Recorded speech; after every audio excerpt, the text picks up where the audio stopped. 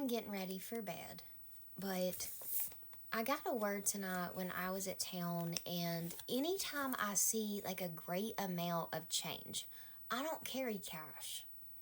But tonight the Lord stopped me on my way out the door as I was getting ready to go to town. I had to pick something up before it got too late. And my son had some birthday money. It wasn't a lot, but as I was hitting the door, the Lord said, turn around and ask Ben if he wants you to cash app him what he's got for his birthday money, and you just take the cash. And so I did, and he liked that because he doesn't really like any of the stores that we have here. And he said, it's kind of like we're helping each other. I was like, yeah. And we had been on a walk today, and we had been talking a lot about the sunsets and a lot about change and a lot about things that they've had on their mind and things that they want to do right now, and asking me how to pray for such things. And it was very interesting. And God did a really cool thing in all of that. But I'm going to read you this and say this, that the whole time I was at town, if I see just a little bit of change laying around, no big deal. But I forgot that I had cash tonight. And when I went to use that cash at town, the girl had to break open and couldn't get it open. She had to call another sales associate to help her break open the new coins. And God made such a big deal out of the coins. And as she's trying to she's trying to count it over and over. And I tell her this is why I never had tried to be a cashier when I was young, because I just couldn't do math in my head. And she keeps apologizing. And as she goes to hand me my change, she looks at my face and she goes, you're like really pretty. And I was like, thank you, so are you. And God put a lot of emphasis on the change, not just in all the hoopla, but in how she stopped, focused on my face, and said what she said. I'm walking on my way to the next store that I have to stop at. A woman that's not in the store, hasn't heard any of this, stops me in the dark on the sidewalk of department stores, and she goes, you're so pretty. Well, now you got my attention, because now I know God is about to get loud. And as I'm about to walk into the space, I have on what I call my desert wanderer hat. It's those flat rim hats.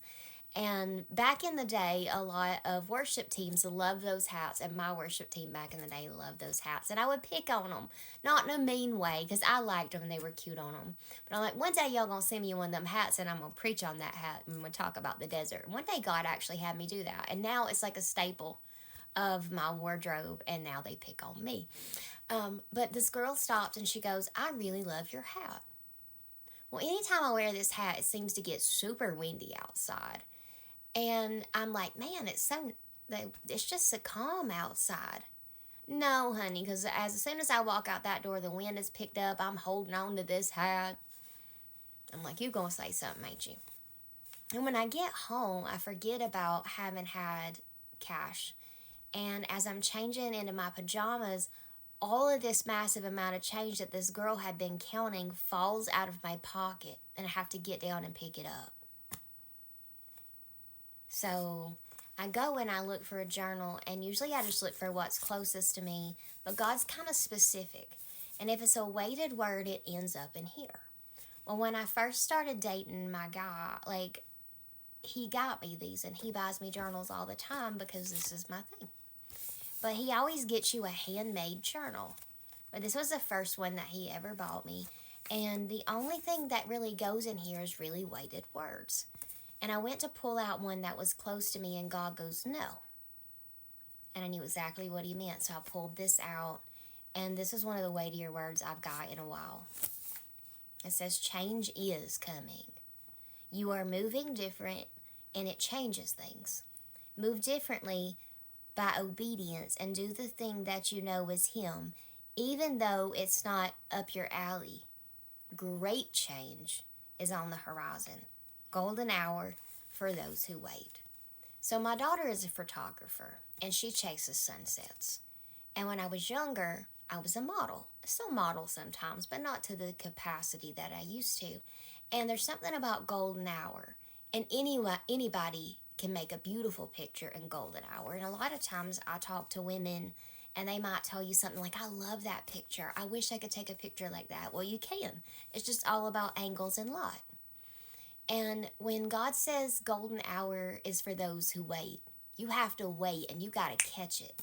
You've got to catch it. You got a very small window to get golden hour.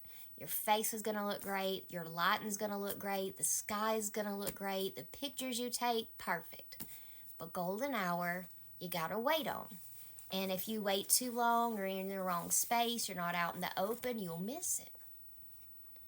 So changing the way you move doesn't mean that you get chaotic and crazy and out of order.